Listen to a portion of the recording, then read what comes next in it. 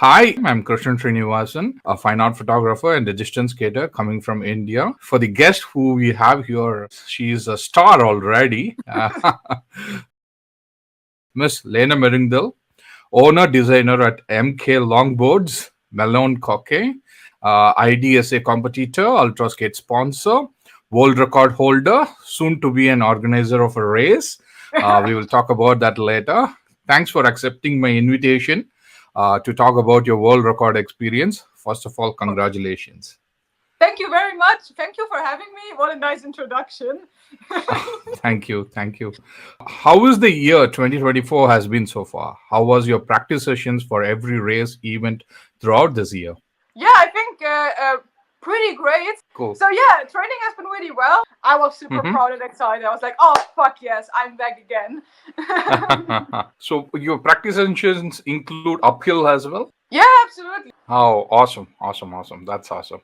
So, congratulations on the launch of your new website and launching your new trucks. Tell us about that experience amidst all these, races and practice sessions you've been doing in all 2024. Yeah, I mean, thank you very much for the website and my truck launch. That has been very exciting for me to do that. Cool. What's your board setup for UK Ultra Skate 2024? This year I had the Platy Pusher Hmm. V2. Awesome, awesome. The MK Space Trucks in front, but then the final version. In the rear, the same MK XLE. It's a prototype, but I've been skating it so much since last year. In the front, I have Seismic Alphas, Mint LDP width. In the rear, Seismic Alphas Mango, downhill width. I have Seismic bearings and Riptide bushings. Yeah, so basically, the Platy Pusher is like, it's an awesome deck. I love it. You have so much options with it. This board is incredibly stable to push. Awesome, awesome. So yeah, empty 4mm distance spacers are great for pumping. 75A fat cone board side and 88 barrel roadside in it. Mm-hmm. In the rear, it's the MK axle truck. It has 2mm distance spacers inside and 98 tall fat cones. And I've been skating it all year, including the UK Ultra Skate. And yeah, with that, I can now say it's durability approved and the performance is also approved. Yeah, I would like to hear about your mounts also. Like those are amazing for GoPro, for mounting lights, tail lights. Like even to have a trolley behind, a trailer behind. Yeah, this screw belongs to this, but this and this screw goes into the deck. There are internal threads in this board, so you can mount a lot of stuff to your own board. So actually today was the camera tube from a television there, and they saw it and they were like super excited. So we mounted a GoPro to it and we made some shots with that. Oh, that's super cool. Auf einem wackeligen Longboard einfach nur stehen, das ist schon für viele eine Herausforderung. Lena Meringdal aus Aachen macht damit aber ganz extreme Sachen. Sie fährt Rekordstrecken und zwar mit ihren eigenen Brettern. Lena baut hauptberuflich Longboards und auf ihren langen Fahrten tüftelt sie aus, wie sie die perfekt hinbekommt.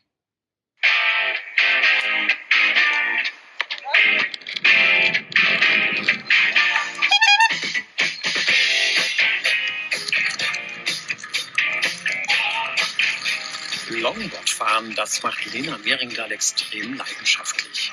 Die 24-Jährige reist sogar zu Sportwettkämpfen nach England.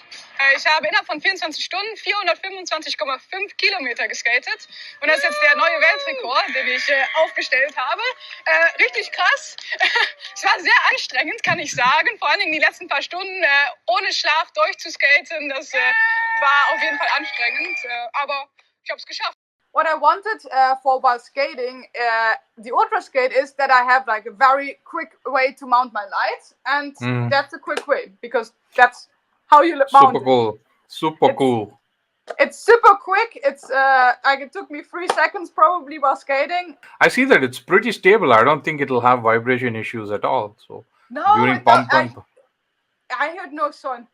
There's no rattling or anything. Super cool. UK is known for rain, but For this case, I just built some mud flaps, Mm-hmm. and this one goes to the front, to the back. Oh, Yes. superb. So in case it would have rained, I could have just used my bike tool here. While skating, I could have just taken off the bolts, turned it, and attached the mud flaps to it. So what I had in the rear for fun is my middle finger. Right in the mood, we put lights inside so it could That's cool. light in the dark. This mount will be made in a distance probably of the water bottle mount on a bike. But there's also some bike packing gear with like little bags, for example, that you could just mount to this little mount. And you can design so many things for yourself with the Plati pusher. So. And so as you can see, we have here a potato grip tape and a potato graphic with a little UFO on it, and a cactus skating. So today, actually, because like of the camera tube, so I had to skate outside. I'm actually wearing my shirt. You can see it's matching. Oh, I have yeah. 3 potatoes. That's awesome. How many Melon Coque or MK longboards users or owners were there in UK Ultra Skate 2024? Or like in 2024, how many titles that Melon Coque boards won? Oh, that's such a good question. So Melon Coque boards and MK trucks, then we are like really good. If you also add MK trucks, like Florian, the first of the man, he skated on an MK truck. He skated on it. Then me and Viola, we ended up on the podium. Stefan ended up on the podium with an MK setup.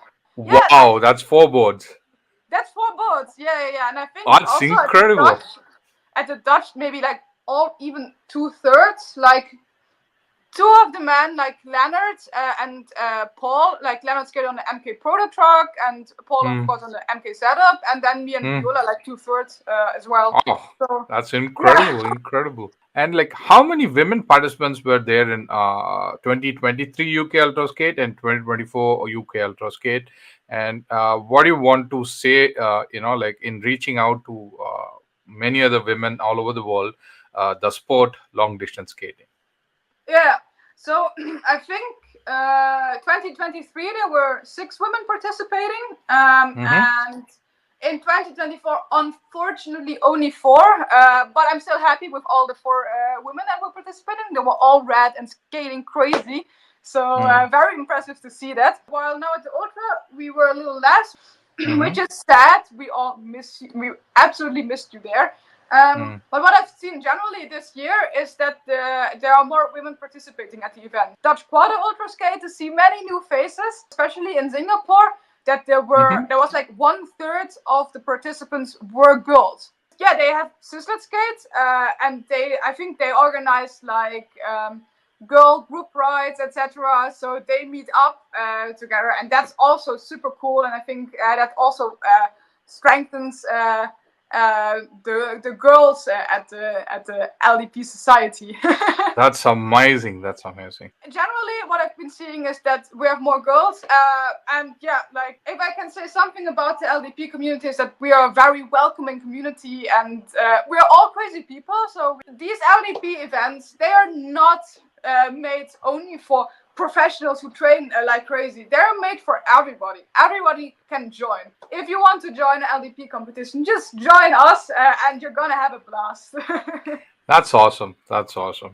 So, like, you've been drafting the racetracks with Jones Counter, right, for Dutch and for even Asia Ultra Skate and everything. Did that idea kind of give you to draft your rides? How did you work on it? Basically, the way it goes is you have this Jones counter and it's mounted to a bike to measure the shortest possible distance on a track. In a race, you're never gonna follow the ideal line. Doing this the day before, it just taught me where the ideal line is. But in the end, when you're skating with people, you're never gonna follow the ideal line, and that's all right. It's way more efficient to skate with people than without on the ideal line. What kind of tracking device you were using, and what do you want to say about this mismatch that is there between personal tracking and the organizers, the final word, which is supported by IDSA as well? My watch is the Suunto Vertical 7, something like that. What you measure on the track is the ideal line with the Jones counter. You want to make sure that the people who skate a world record have actually skated this distance. This watch measured, I think, 428 kilometers, something like that. That for me, that seems very consistent, and that's just a normal thing. So they're not as precise, but they're very practical and helpful to figure out how fast are you skating and are you on pace or not. So I would like to hear your complete story of UK Ultra Skate 2024, as in like first 6 hours, second 6 hours, third 6 hours, and last 6 hours. First of all, I was pretty nervous like the week before the UK Ultra Skate, but surprisingly I could sleep all right. So it was okay. I had a bit of an injury from the Dutch Quarter Ultra Skate on my right foot, and we did not know about the weather. When we arrived at the track was wet. I had my fresh new Alphas on my board. New wheels, they are even more slippery in the wet. Half an hour before the race, I changed my wheels to my old Alphas. But yeah, then the race started. I was like, suddenly everybody's skating. Okay, now I have to skate as well. After about like 3 hours, I started to feel like a little bit of cramps in my hamstring, which I usually never get. But I took a magnesium. Then afterwards it was fine. So yeah, that was basically like the first 6 hours. 6 hours was probably I was skating a little bit too fast for Viola. Hour 7 or 8, I had to leave Viola behind. After some time, I had to skate alone. Basically, it started to rain a little bit. How about your food and electrolytes for the first 12 hours?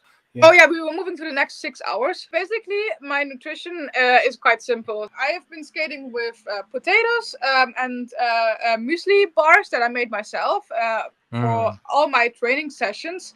From Singapore, I got these little electrolyte pills, but I'm very sensitive to electrolytes for whatever reason. Every 2 hours or something, I felt like, I need an electrolyte pill. When I felt a little bit crampy, I took a magnesium. And then, so what I had as food for the Ultra Skate was potatoes and Opfaba, so muesli riegel, the ones that I make myself, because I live gluten-free and vegan. My mom brought gluten-free vegan banana bread, and fuck man, it was so good. So every 4 to 5 hours, I took a banana bread. Second 6 hour, basically, I think after 8 hours, it started to rain. I was skating alone. I think I had a pee break at around hour 9. Because of the rain, it was cooling down also. So we had a very great support team, probably the best you could have. Paul's mom, her partner, and a friend from Paul. So I said to them, I need long pants and a long sleeve. Quickly put on these clothes. So they had to actually help me out getting dressed. Afterwards, I took a caffeine pill. And I was feeling good again. Now, if we continue for the third part of the 6 hours, I was still skating alone. And that was really taking a mental toll with me. Started contacting people on my phone. So we have a Dutch Ultra Skate group, a WhatsApp group. I need your support. Say something motivating. And then people started writing me. And that really helped out a lot. So thank you so much for doing that. And then I actually found Michael. So I was like, you skate my pace. A very emotional moment for me to just skate again with Paul and Viola. And Viola put on music. With that, it was really enjoyable. Florian, I think, he vomited, unfortunately. And he said, okay, I cannot continue with my 200-mile pace. So after a break, he would join in later on. Want to do these kind of ultra skates together with people. It's way better than alone. Viola gave me her speaker box. I put it back in the backpack. And then we were both just skating with System of a Down music, and we were just singing along. So Michael, Florian, and me, we continued skating through the night, and that for a very, very long time. For the last 6 hours, I had my second pee break in the complete ultra skate. I stepped off my board for 5 minutes maximum. After that, I had a good moment. I was feeling good. And then, unfortunately, after some time, and I was alone again, people were realizing I'm on world record pace and what I was trying to do. I was like, yeah, but I'm not gonna make it. Needed this, like, someone to skate with me to keep this motivation. So that's what Paul did for the last 4 hours. He skated with me. Always somebody else would join in. So yeah, like mainly the last 3 hours, I skated with Paul, Florian, and Michael. I asked Paul about the calculations, and something clicked in my brain. Actually, in the end, we did not even skate 1 lap over world record. We skated 2 laps over world record. That's incredible. Florian gave me like a sports gel. That gave me a big energy boost. I understand. Someone did it. I skated into the finish line. Afterwards, that people were cheering. I did not realize that when skating through the finish line. You were like competitive as equal as men. That's amazing. Yeah. Yeah. That's. I think that's really cool. Mr. Joe Mazzone, in the men's category, he has made a world record. Since he made that world record, he hasn't participated in any other ultra skate events. Now you have made a world record. Would you be continuing your, attempts to break it, or would you be continuing participating in ultra skate events? Yeah, that's an excellent question. So, of course, I'm an ultra skate addict. Not necessarily an ultra skate addict. I'm a longboard addict. So I will continue skating. Awesome. Do you have a plan on owning a team, as in like people of 4 or 2 participating in races?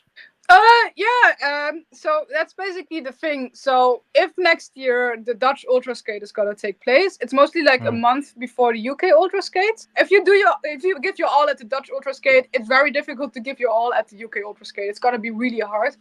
So maybe we're just gonna do this as a team with Viola and Paul. We just call ourselves Team Opfa. We'll see what we'll do with that. Probably not the fastest distance, or it's more gonna be a fun event then.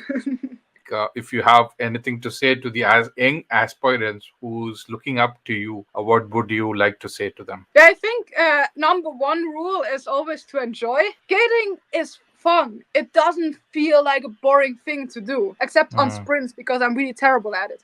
But all the other things, I'm really enjoying it. So yeah, awesome. Join us. Awesome, Lena. Thank you so much for doing this interview for the person who is coming from a far land, and I'm very grateful for it. Yeah, thank you so much for having me and giving me the opportunity to talk about my ultra skate experience. Awesome, thank you. Nandri. Good. That's thank you from my language. Dankeschön. Oh yeah, danke. Yeah. Cool.